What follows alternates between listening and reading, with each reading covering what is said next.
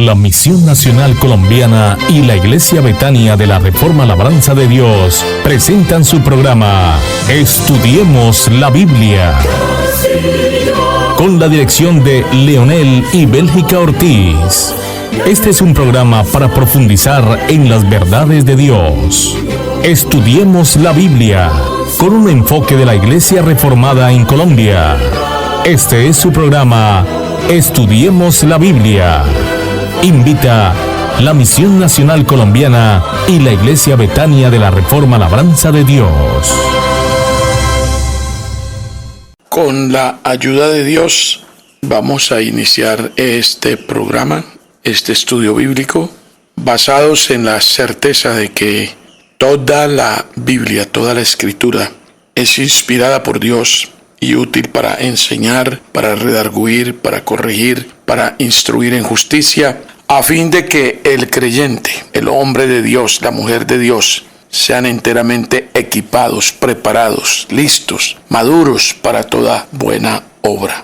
Esta es la esperanza para nuestro país, es la esperanza para cada persona, es la esperanza para cada nación, es la esperanza para nuestra amada Colombia, es la esperanza para Villavicencio, para el amado Meta, para el Vaupés, el Tolima, Bogotá, el Distrito Capital, Cartagena, el Valle del Cauca, donde el Señor nos ha permitido hacer presencia con las iglesias de la Betania de la Reforma.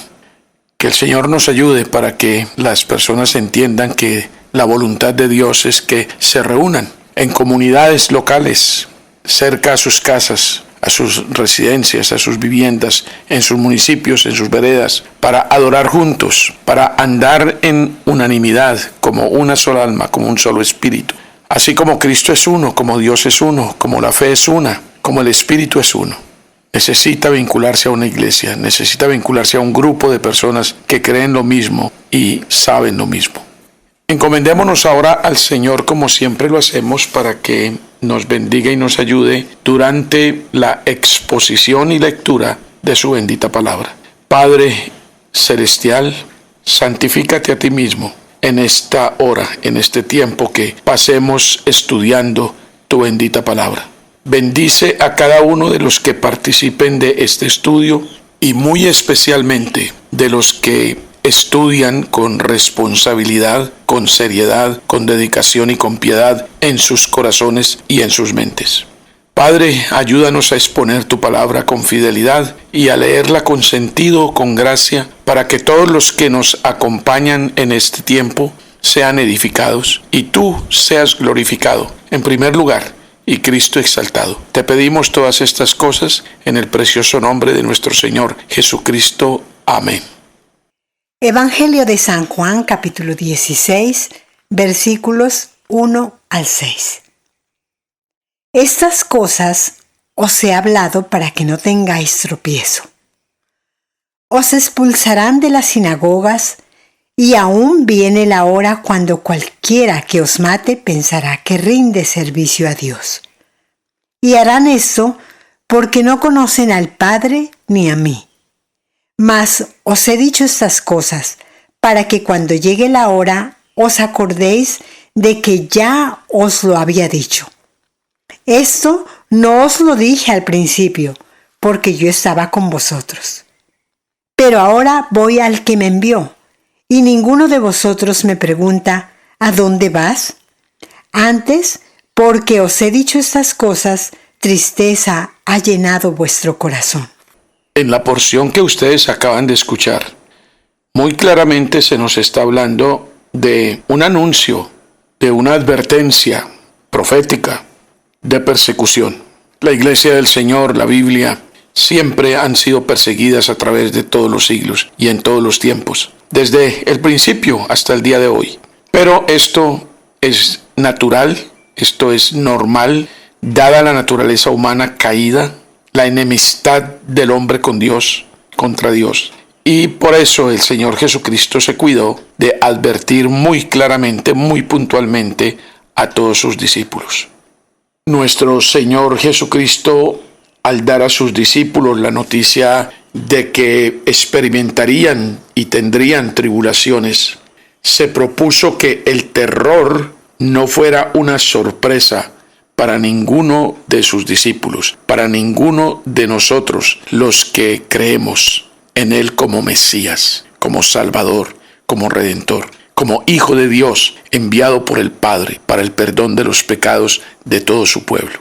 Puede que los enemigos reales que están al servicio de Dios también, porque también son instrumentos de Dios, estos que fungen como enemigos, o mejor, que están bajo el control absoluto de Dios, finjan celo por asuntos espirituales, por asuntos trascendentes, por ideologías de cualquier pelambre, de cualquier visión, que puedan fingir celo por Dios, incluso por el Dios que ellos piensan que es Dios. Lo que no aminora el pecado de los perseguidores, ni su ignorancia, ni su confusión, ni tampoco el hecho de que piensen que están prestando un servicio a Dios. Las villanías nunca cambian por indilgarle o por añadirle o por hacerlas en el nombre de Dios o al nombre de Dios. Las religiones monoteístas o politeístas, pero especialmente las monoteístas, que tengan por naturaleza y objetivo la violencia, la muerte, el derramamiento de sangre de seres humanos, no proviene de Dios. Muchas personas piensan que sirven a Dios persiguiendo a otros, maltratándoles de diversas maneras y tratando, si fuere posible, de exterminarlos. No hay ningún asomo de bien en cosas así. La ley de Dios es amar al prójimo incondicionalmente, a una costa de nuestra propia vida. Por eso nuestro Señor Jesucristo dijo: Evangelio de San Juan, capítulo 15, versículo 13. Nadie tiene mayor amor que este, que uno ponga su vida por sus amigos. Por otra parte, recordemos que la Biblia es muy clara cuando define el amor no fingido, el amor sin fingimiento. ¿En qué consiste? Consiste en aborrecer el mal y amar el bien. No puede ser que una persona que asesina, que mata, que maltrata, que ultraja, que desprecia, pueda llamar a eso bien, aunque lo haga en nombre de Dios. No tenemos facultad por el amor de despreciar a nadie, aún al que esté en contra de nuestras creencias. Nosotros sabemos que amar como Dios quiere que amemos implica muchos sacrificios y renuncias. Pero a ejemplo de nuestro Señor Jesucristo, nosotros debemos aprender de las promesas y los anuncios de las Sagradas Escrituras para refugiarnos, para aprender a refugiarnos en la confianza absoluta en el Señor, en su verdad inmutable, en su justicia, en su poder. Él es nuestro refugio, Él es nuestro defensor, Él es el que pelea por nosotros. Y Él lo hace con toda justicia. Nosotros no. He aquí la importancia de conocer las Sagradas Escrituras a profundidad y saber discernir su mensaje para nosotros. Las Sagradas Escrituras sencillamente nos dan vida. Evangelio de San Juan, capítulo 6, versículo 63. El Espíritu es el que da vida. La carne para nada aprovecha. Las palabras que yo os he hablado son espíritu y son vida. Esto es muy importante. Lo que ustedes acaban de escuchar, lo que hemos estado leyendo, es muy importante. Como Jesucristo en sus sufrimientos, asimismo nosotros, sus seguidores, en esos sufrimientos de Cristo, debemos mirar el cumplimiento de las Sagradas Escrituras. Eso nos debe fortalecer, eso nos debe blindar contra el sufrimiento. El poder tener la certeza de que las Sagradas Escrituras son la verdad de Dios. El Señor Jesucristo no le anunció sufrimientos a sus discípulos antes porque Él estaba con ellos para enseñarles, para guiarlos, para consolarlos, para fortalecerlos, para protegerlos. Entonces ellos no necesitaban esta promesa de la presencia del Espíritu Santo, de la presencia de Dios, garantizada por la presencia del Espíritu Santo. Nos pone en asombro, nos deja sin palabras, nos silencia preguntarnos, ¿de dónde vienen los problemas? ¿Por qué tanto problema? ¿Por qué tanta injusticia? ¿Por qué tanto dolor? ¿Por qué tanta enfermedad? ¿Por qué tanto crimen? ¿Por qué tanto derramamiento de sangre inocente? Nos hará satisfacción de estas inquietudes preguntarnos más bien a dónde conducen todos estos sufrimientos. Porque nosotros los cristianos, los que conocemos a Dios y su palabra, o por medio de su palabra, sabemos que todas las cosas en nosotros, todas las circunstancias, obran para bien. Romanos capítulo 8, versículo 28. Y sabemos que a los que aman a Dios, todas las cosas les ayudan a bien, esto es, a los que conforme a su propósito son llamados. El versículo que acaban de escuchar es sumamente claro y puntual, no tiene nada de complicado, sin embargo, tenemos que explicarles o decirles que los que aman a Dios son solamente los que son llamados, conforme al propósito de Dios. Y si usted quiere saber cuál es el llamamiento que Dios ha hecho a su gente, a sus escogidos, le hace el versículo 29 del capítulo 8 de los Romanos, el versículo siguiente. Ahí tendrá la respuesta. ¿Quiénes son los llamados? Para todos ellos, todas las cosas, buenas o malas, les ayudan a bien. Dios sabe sacar el bien, la bendición de todas estas tragedias. Y esa es la gran esperanza para nosotros. Esta es la verdad de Dios, no la estoy diciendo yo, no es mi opinión personal, es lo que Dios dice. Yo tengo que luchar con mis limitaciones, tengo que luchar con mis problemas, tengo que luchar con mis angustias, con mis dificultades, con las cosas injustas que me suceden cada día o que yo cometo con otros. Pero el gozo, la paz, viene cuando recuerdo esta palabra de Dios. Todas las cosas me ayudan a bien, porque yo estoy seguro que he sido llamado por el Señor para ser semejante a nuestro Señor Jesucristo. Santiago capítulo 1 versículos 2 al 4. Hermanos míos, tened por sumo gozo cuando os halléis en diversas pruebas, sabiendo que la prueba de vuestra fe produce paciencia. Mas tenga la paciencia su obra completa, para que seáis perfectos y cabales, sin que os falte cosa alguna. Yo creo que cambia nuestra manera de pensar cuando enfocamos nuestros problemas, nuestras angustias, nuestras dificultades, obstáculos, sufrimientos, cuando los enfocamos con esta visión de Dios. Dios nos está diciendo aquí, alégrense lo más que puedan cuando ustedes están en dificultades. ¿Por qué? Porque nosotros sabemos, o por lo menos debemos saber, que estas dificultades, estas angustias, estos sufrimientos producen en nosotros paciencia.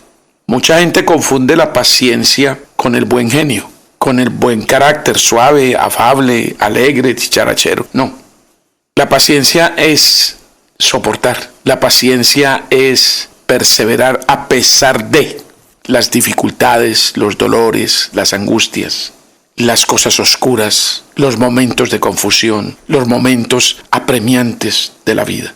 Seguir a pesar de todo eso es la paciencia. Y el versículo o la porción también nos dice en el versículo 4 que esa paciencia debe tener una obra completa. Y esa obra completa es que el objetivo final de todo esto es que nosotros seamos maduros, seamos cabales, íntegros, y por eso nunca vamos a tener necesidad de nada, porque sabremos sortear toda dificultad en esperanza y en confianza absoluta en el Señor Jesucristo. Ese es el término de la verdadera paciencia en una persona. Santiago capítulo 1 versículo 12. Bienaventurado el varón que soporta la tentación, porque cuando haya resistido la prueba, recibirá la corona de vida que Dios ha prometido a los que le aman. Es un buen remate para este tema que estamos tratando en este primer segmento del estudio bíblico en el Evangelio de San Juan, cuando el Señor anuncia las persecuciones. Entonces, todas estas cosas, incluyendo las persecuciones para los cristianos, nos ayudan a bien y son enviadas por Dios para madurarnos, para capacitarnos, para hacernos aptos, para equiparnos para toda buena obra. Es una falta y una necedad muy común entre los cristianos, especialmente aquellos que están pasando por tristezas, de mirar solo el lado oscuro de la nube, haciendo oídos sordos a la voz de gozo y de júbilo que el Señor le insinúa cuando pase por estos momentos oscuros, por estos valles de sombra de muerte. Él estará con usted, dice el Salmo del Buen Pastor.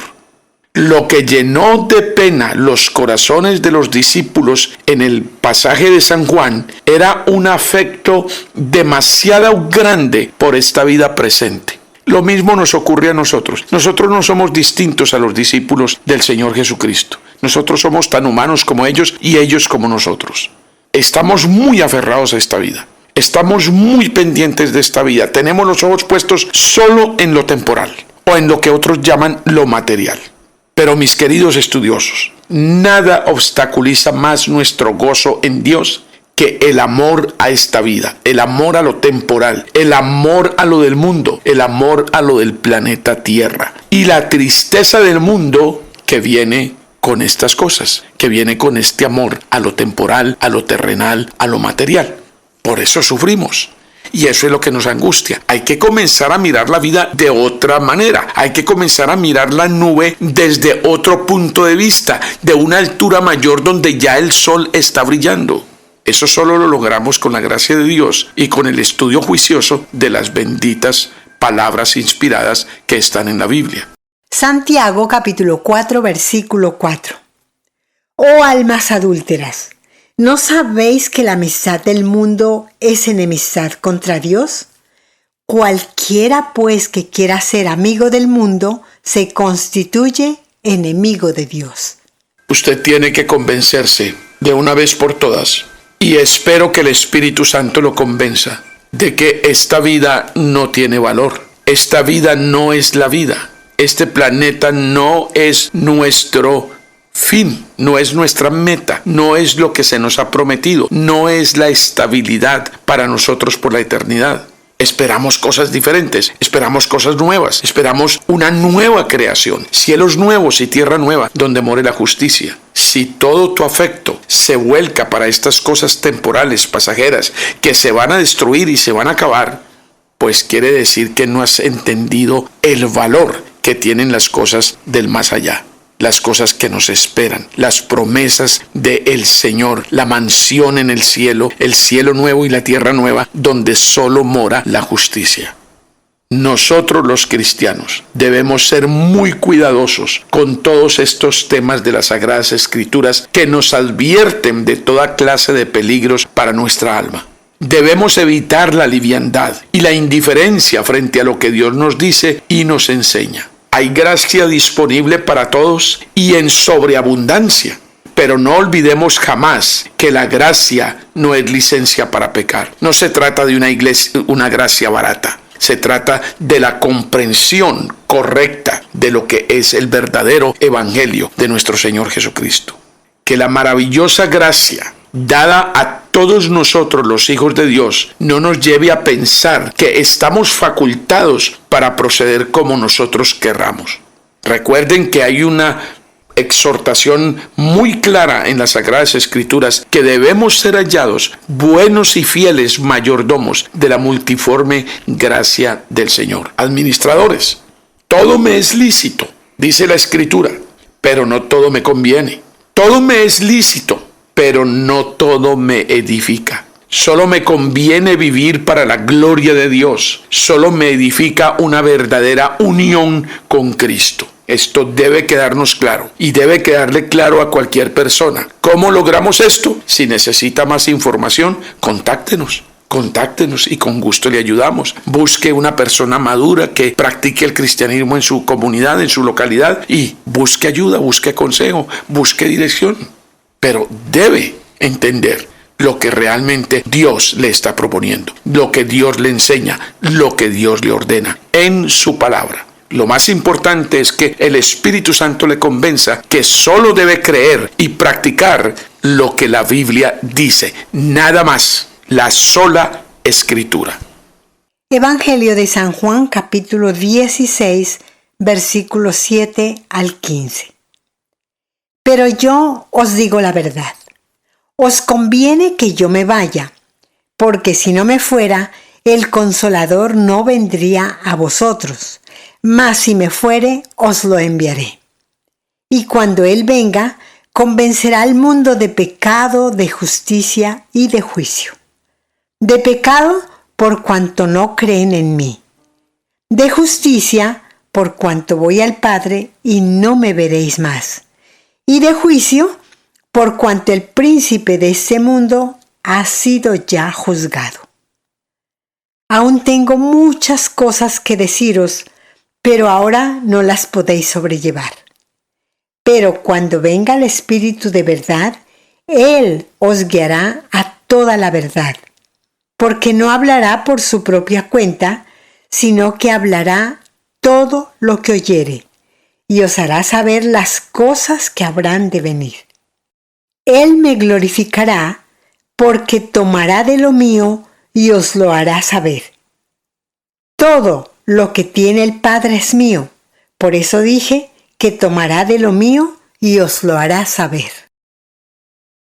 Y estamos ahora frente a la promesa del Espíritu Santo y el oficio del Espíritu Santo, el oficio primordial. La partida de Cristo era necesaria para la venida del Consolador. Enviar el Espíritu iba a ser el fruto de la muerte de Cristo, que fue en realidad el preámbulo a su partida. Su presencia corporal podía estar solamente en un lugar a la vez, pero su espíritu en todas partes, en todos los lugares, en todos los tiempos, donde quiera que 2 o 3 estén reunidos en su nombre. Recuerden que Jesucristo es 100% Dios y es 100% hombre. Como hombre, por su humanidad, no podía estar en todas partes, pero como Dios sí, es omnipresente por medio de su Santo Espíritu. Entendamos en todo esto el oficio del Espíritu Santo. Primero, reprobar, redarguir, es decir, mostrarle a usted con toda claridad su situación y naturaleza de pecador. La obra de convicción de pecado es obra del Espíritu Santo. Si usted no se convence de eso y sigue pensando que usted es la gran persona y que tiene el cielo ganado y que merece toda clase de reconocimiento, el Espíritu Santo no está obrando en usted y no está en usted. Recuerde eso. La obra que puede hacerlo eficaz en su vida, con resultados realmente de bendición, es la obra del Espíritu Santo en usted, convenciéndolo de pecado. Y nadie más, sino el Espíritu Santo solo. Solamente Él puede hacer eso en usted. De lo contrario, usted seguirá por su vida ufanándose de su narcisismo, mostrando su narcisismo, que todo gira alrededor de usted y que usted es la gran persona en el planeta. Todos somos pecadores. Hasta la Virgen María reconoció en su Magnificat, en el Evangelio de San Lucas, cuando visitó a su prima Isabel, reconoció que ella necesitaba un Salvador. El Salvador que ella tenía en el vientre. El Espíritu Santo adopta el método de condenar el pecado primero y luego consolar. El Espíritu convencerá al mundo de pecado. Simplemente no se va a limitar a decirles ustedes son pecadores. No, Él va a convencer a los escogidos de que realmente tengan la certeza, la convicción de su pecado. El Espíritu convence de que el pecado es un hecho en nuestras vidas. Convence de la gravedad y pernicia del pecado, de la necedad natural del ser humano, de querer optar siempre una vida por el pecado. De la inmundicia del pecado nos convence el Espíritu Santo, que por eso llegamos a ser aborrecidos por Dios. Todo eso lo pone el Espíritu Santo en nuestros corazones como certeza y convicción y nos lleva y nos conduce al verdadero arrepentimiento. También el Espíritu Santo nos convence de la fuente del pecado. ¿Dónde es que nace el pecado? ¿Qué es lo que produce el pecado en nosotros? La naturaleza corrupta. Y por último, el Espíritu Santo nos convence del fruto, de la consecuencia del pecado, cuyo fin es la muerte. Y muerte en la Biblia es separación. Nos separa de Dios, nos vuelve enemigos del Señor. Y todo el proceso de destrucción lento en nuestras vidas es muerte. No olvide una verdad que tiene que quedar en este segmento de nuestro estudio. Todos somos depravados. ¿No? ¿Le escandaliza y le ofende esta declaración? He ahí el problema. El ser humano se considera bueno y merecedor de toda cosa buena. Si bien nos juzgamos con integridad, que quizás no tenemos debido a nuestra corrupción, admitiremos que nada bueno hay en nosotros y que solo pensamos de continuo en hacer el mal. Somos proclives a la maldad. Ahora, hace unos minutos estuvimos estudiando, reflexionando y analizando que solo el Espíritu Santo de Dios nos puede convencer de esta verdad. Es muy importante escuchar lo que dice Dios en su palabra acerca de nosotros. Y que el Espíritu Santo le hable. Y que el Espíritu Santo le hable a su vecino, a su pariente, a sus hijos, a su cónyuge, según la circunstancia que usted esté viviendo. Esta es parte muy esencial de la antropología bíblica. Escuche. Romanos capítulo 3, versículos 10 al 18. Como está escrito, no hay justo ni aun uno. No hay quien entienda, no hay quien busque a Dios. Todos se desviaron, a una se hicieron inútiles. No hay quien haga lo bueno, no hay ni siquiera uno. Sepulcro abierto es su garganta. Con su lengua engañan.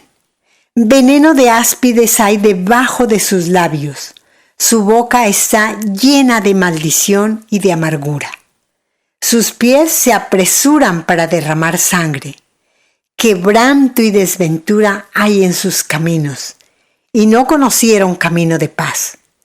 No hay temor de Dios delante de sus ojos. Aquí está la descripción de lo que somos nosotros. Usted puede confiar en su mente, en su propio criterio o en lo que Dios le dice. Y si usted se convierte en un estudioso juicioso de la Biblia, usted entenderá que Dios está diciendo la verdad, porque Dios no miente. El Espíritu Santo demuestra que todo el mundo es culpable ante Dios. Toda la humanidad, desde Adán hasta hoy, aquí nosotros. Menos Cristo, el único que no pecó. El Espíritu Santo convence al mundo de justicia, que Jesús de Nazaret fue el Cristo, el justo. Además de la justicia de Cristo, que nos es imputada para justificación y salvación. El Espíritu Santo además nos muestra de dónde se obtiene y cómo podemos ser aceptados por justos según el criterio y el estándar de Dios. La resurrección y luego la ascensión de Cristo prueban que el rescate fue aceptado y consumada la justicia, por medio de la cual los creyentes de todos los tiempos fueron, son y serán justificados. De juicio. El Espíritu Santo convence de juicio, porque el príncipe de este mundo ya fue juzgado, es decir, el diablo. Todo estará bien cuando sea roto el poder de aquel que hizo todo el mal en la tierra. Como Satanás es vencido por Cristo, fue vencido por Cristo, esto nos da confianza, porque ningún otro poder puede resistirse ante él. Solo el poder de Cristo es el que vence al diablo, al pecado, a la muerte. Y también el Espíritu Santo convence sobre el día del juicio.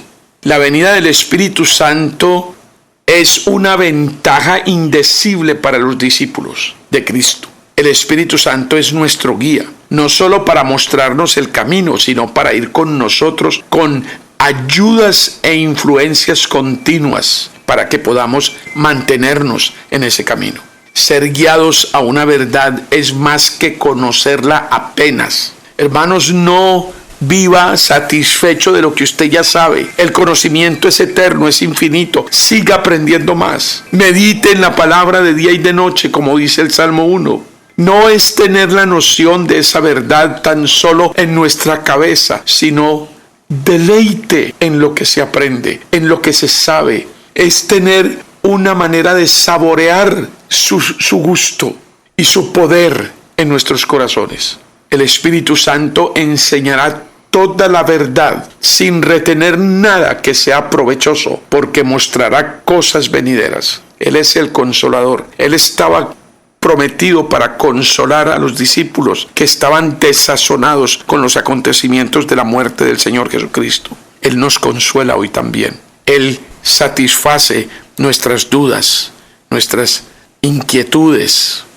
Acudamos a la obra de Cristo por medio de su Santo Espíritu. El Espíritu Santo mostrará todas las cosas venideras. Él no retendrá nada que sea provechoso para nosotros. Todos los dones y las gracias del Espíritu, toda la predicación, todos los escritos de los apóstoles bajo la influencia del Espíritu Santo, todas las lenguas y milagros eran para glorificar a Cristo. Corresponde a cada uno de nosotros preguntarse si el Espíritu Santo ha empezado la buena obra en nuestro corazón. Sin la revelación clara de nuestra culpa y peligro, sin eso, si el Espíritu Santo no nos convence de que estamos en grave peligro y que somos culpables y que necesitamos un Salvador, nunca entenderemos el valor de la salvación en Cristo Jesús. Nunca entenderemos por qué nació en un pesebre. Nunca entenderemos por qué vivió pobre, obediente, estudioso, humillado hasta la muerte y muerte de cruz. Nunca lo entenderemos. Pero cuando se nos da a conocer la salvación correctamente, el evangelio correctamente, empezamos a entender el valor de nuestro bendito Redentor. La religión tiene mucha culpa en que usted no tenga este gozo, en que usted no tenga esta certeza, en que usted no conozca como debe conocer a Cristo. Deje de ser religioso, deje la tradición de los hombres, vaya a la Biblia, ame la Biblia, devore la Biblia, medite en ella y el Señor le responderá. Si nosotros adquirimos un valor correcto de Dios, de Jesucristo, de las Sagradas Escrituras, tendremos una mirada más plena del Redentor y lo amaremos con más fuerza, con más integridad, por Él mismo, por la obra de Él mismo. Si oramos más por el Espíritu Santo y dependemos más de Él, lograremos todo esto. Evangelio de San Juan, capítulo 16, versículos 16 al 22. Todavía un poco y no me veréis, y de nuevo un poco y me veréis, porque yo voy al Padre. Entonces se dijeron algunos de sus discípulos unos a otros: ¿qué es esto que nos dice, todavía un poco y no me veréis, y de nuevo un poco y me veréis, y porque yo voy al Padre? Decían pues, ¿qué quiere decir con todavía un poco? No entendemos lo que habla. Jesús conoció que querían preguntarle y les dijo: ¿preguntáis entre vosotros acerca de esto que dije? ¿Todavía un poco y no me veréis, y de nuevo un poco y me veréis? De cierto os digo, que vosotros lloraréis y lamentaréis, y el mundo se alegrará. Pero aunque vosotros estéis tristes, vuestra tristeza se convertirá en gozo. La mujer cuando da a luz tiene dolor, porque ha llegado su hora. Pero después que ha dado a luz un niño, ya no se acuerda de la angustia por el gozo de que ya haya nacido un hombre en el mundo. También vosotros ahora tenéis tristeza, pero os volveré a ver, y se gozará vuestro corazón, y nadie os quitará vuestro gozo. Aquí hay una mención a la partida de Cristo, al regreso de Cristo a su gloria, pero también hay una mención a que Él volverá a la tierra por segunda vez. Bueno es considerar cuán cerca de su final están nuestras temporadas de gracia para que seamos estimulados a tener provecho de ellas, porque el dolor de los discípulos será pronto convertido en gozo, como los de la madre cuando ve a su recién nacido después de los dolores de parto. El Espíritu Santo será el consolador de los cristianos, de los hijos de Dios, de los verdaderos creyentes. Y ni los hombres, ni los demonios, ni los sufrimientos en la vida y en la muerte les quitarán para siempre su gozo. Los creyentes tienen gozo o tristeza según su visión de Cristo y las señales de su presencia. Viene un dolor para el impío que nada ni nadie puede aminorar, que nadie puede solucionar. El creyente es heredero del gozo que nadie puede quitar. ¿Dónde está ahora el gozo de los asesinos de nuestro Señor Jesucristo y el dolor de sus amigos? Todo eso desapareció. Romanos capítulo 8 versículos 28 al 39. Y sabemos que a los que aman a Dios, todas las cosas les ayudan a bien. Esto es, a los que conforme a su propósito son llamados. Porque a los que antes conoció, también los predestinó para que fuesen hechos conforme a la imagen de su Hijo, para que Él sea el primogénito entre muchos hermanos. Y a los que predestinó, a estos también llamó. Y a los que llamó, a esos también justificó. Y a los que justificó, a esos también glorificó. ¿Qué pues diremos a esto? Si Dios es por nosotros, ¿quién contra nosotros? El que no escatimó a su propio Hijo, sino que lo entregó por todos nosotros, ¿cómo no nos dará también con Él todas las cosas? ¿Quién acusará a los escogidos de Dios? Dios es el que justifica. ¿Quién es el que condenará? Cristo es el que murió, más aún, el que también resucitó, el que además está a la diestra de Dios, el que también intercede por nosotros. ¿Quién nos separará del amor de Cristo? ¿Tribulación, o angustia, o persecución, o hambre, o desnudez, o peligro, o espada? Como está escrito, por causa de ti somos muertos todo el tiempo. Somos contados como ovejas de matadero. Antes, en todas estas cosas somos más que vencedores por medio de aquel que nos amó. Por lo cual estoy seguro de que ni la muerte, ni la vida, ni ángeles, ni principados, ni potestades, ni lo presente, ni lo porvenir, ni lo alto, ni lo profundo, ni ninguna otra cosa creada nos podrá separar del amor de Dios que es en Cristo Jesús, Señor nuestro. Estuvo muy bien leída esta impactante porción de las Sagradas Escrituras. No necesitaremos abundar en explicaciones. El texto es muy claro y definitivo. Esta esperanza, esta victoria puede ser suya si escucha a Cristo, si oye el Evangelio y lo cree. Entonces serás sellado con el Espíritu Santo de la promesa, y la verdad de lo leído anteriormente en Romanos 8 será tu eterno patrimonio espiritual. Escúcheme bien, nada ni nadie podrá separarte del amor de Cristo. Otra cosa que te tiene que quedar muy clara después de todo lo que hemos estudiado. Evangelio de San Juan, capítulo 16, versículos 23 al 27. En aquel día no me preguntaréis nada. De cierto os digo, que todo cuanto pidiereis al Padre en mi nombre, os lo dará. Hasta ahora nada habéis pedido en mi nombre. Pedid y recibiréis para que vuestro gozo sea cumplido. Estas cosas os he hablado en alegorías. La hora viene cuando ya no os hablaré por alegorías, sino que claramente os anunciaré acerca del Padre. En aquel día pediréis en mi nombre, y no os digo que yo rogaré al Padre por vosotros, pues el Padre mismo os ama porque vosotros me habéis amado y habéis creído que yo salí de Dios.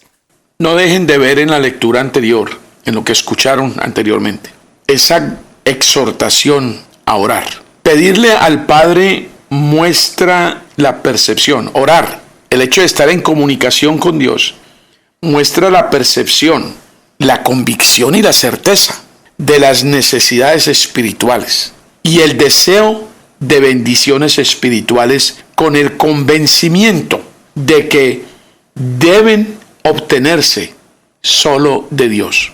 Él es el único que puede darnos lo que anhela nuestro corazón, siempre y cuando nos convenga y siempre y cuando le glorifique. Debería ser lo primero, lo que mencioné en segundo lugar, que le glorifique, que se acomode a su voluntad y que nos edifique a nosotros. Evangelio de San Mateo, capítulo 5, versículos 3 al 6. Bienaventurados los pobres en espíritu, porque de ellos es el reino de los cielos. Bienaventurados los que lloran, porque ellos recibirán consolación. Bienaventurados los mansos, porque ellos recibirán la tierra por heredad. Bienaventurados los que tienen hambre y sed de justicia, porque ellos serán saciados. Pedir en el nombre de Cristo es reconocer nuestra indignidad para recibir favores de Dios, pobreza en espíritu y los que lloran, y demuestra nuestra total dependencia de Cristo como Jehová justicia nuestra, mansedumbre, mansos. Nuestro Señor había hablado hasta aquí con frases cortas y de peso o con parábolas cuya magnitud no captaban plenamente los discípulos. Pero después de su resurrección tenía pensado enseñarles claramente cosas referidas al Padre y del camino a Él, por medio de su intercesión. La frecuencia con que nuestro Señor pone en vigencia la ofrenda de peticiones en su nombre, pone eso en nuestros corazones, la convicción de nuestra necesidad, por lo cual clamamos con lágrimas, reconociendo nuestra total dependencia de Él.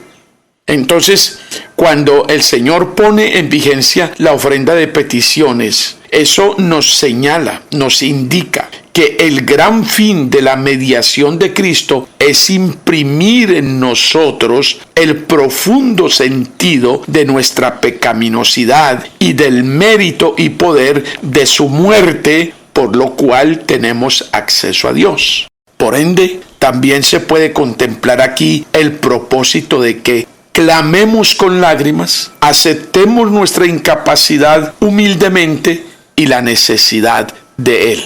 Recordemos siempre que es lo mismo dirigirnos al Padre en el nombre de Cristo que dirigirnos al Hijo en cuanto Dios, que habita en la naturaleza humana y reconcilia al mundo consigo, puesto que Padre e Hijo son uno. Evangelio de San Juan, capítulo 16, versículos 28 al 33.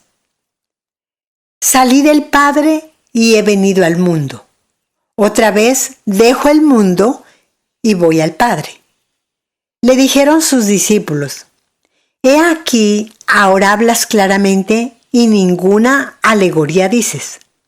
Ahora entendemos que sabes todas las cosas y no necesitas que nadie te pregunte. Por esto creemos que has salido de Dios. Jesús les respondió: ¿Ahora creéis? He aquí, la hora viene y ha venido ya en que seréis esparcidos cada uno por su lado y me dejaréis solo. Mas no estoy solo porque el Padre está conmigo. Estas cosas os he hablado para que en mí tengáis paz. En el mundo tendréis aflicción, pero confiad, yo he vencido al mundo. Podemos resumir la anterior lectura en esta frase: las revelaciones de Cristo sobre sí mismo. He aquí una clara afirmación de la venida de Cristo desde el Padre y de su regreso a Él. En su venida, el Redentor fue Dios manifiesto en carne, y en su partida, cuando Él se fue recibido en gloria. Los discípulos aprovecharon el conocimiento diciendo eso mismo, también en fe.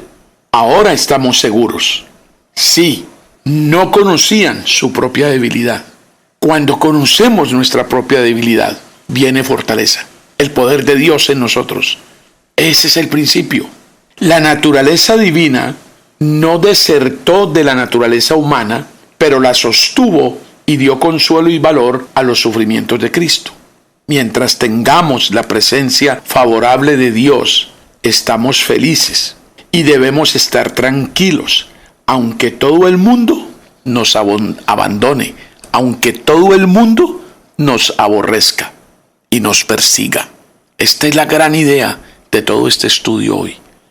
¿Cómo podremos soportar la tristeza, las contrariedades, el desprecio de los demás, la falta de reconocimiento? ¿Cómo podremos enfrentar tanto sufrimiento en nuestras vidas? Solamente convencidos de que en nosotros reside el poder de Cristo. Salmos 27, versículo 10. Aunque mi padre y mi madre me dejaran, con todo Jehová me recogerá. Qué hermoso versículo. Espero que le sirva de consuelo y espero que este versículo le ilumine todo lo que ha venido estudiando en este capítulo del Evangelio de San Juan.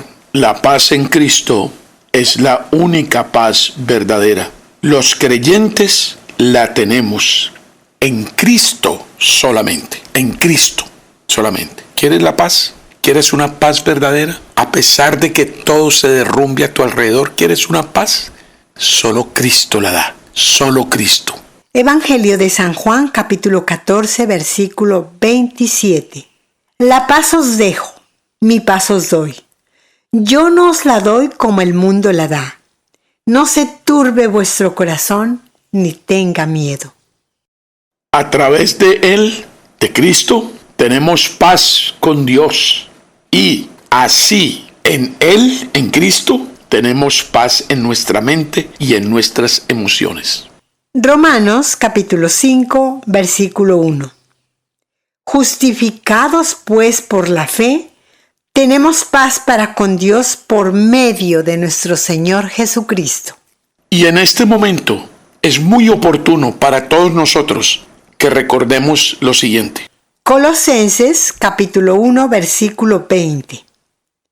Y por medio de él reconciliar consigo todas las cosas, así las que están en la tierra como las que están en los cielos, haciendo la paz mediante la sangre de su cruz.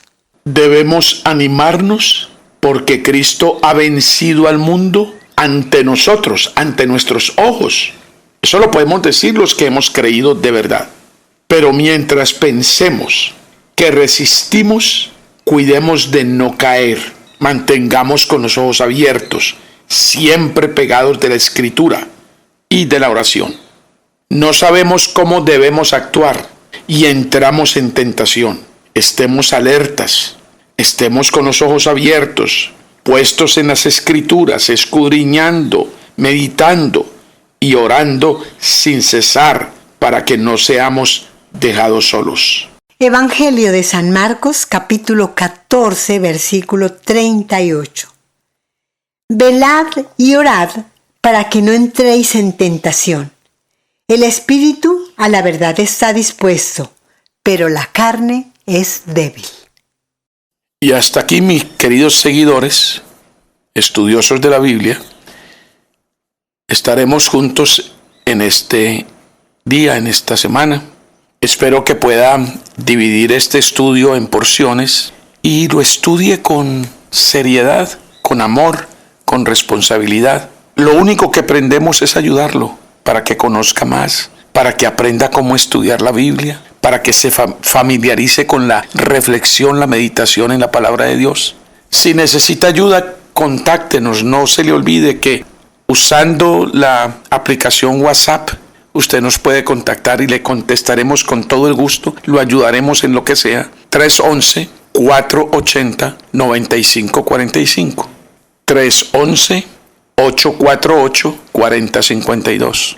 También nos puede escribir al correo electrónico Beli Ortiz, Beli con B larga Y, Beli Ortiz, Ortiz sin H, Ortiz con Z al final, beliortiz@gmail.com. Los amamos con todo el corazón. Hacemos este podcast solo con el anhelo y el deseo que usted encuentre caminos, que usted sea edificado, que usted se una con entusiasmo a una iglesia local de buena salud, y para eso también estamos dispuestos a ayudarlo. Un abrazo para todos, cordial amor en Cristo Jesús, con todo el corazón. Nos encontraremos, Dios mediante, en el próximo estudio bíblico. Estudiemos la Biblia, con la dirección de Leonel y Bélgica Ortiz. Este es un programa para profundizar en las verdades de Dios. Estudiemos la Biblia, con un enfoque de la Iglesia Reformada en Colombia. Este es su programa, Estudiemos la Biblia. Invita la Misión Nacional Colombiana y la Iglesia Betania de la Reforma Labranza de Dios.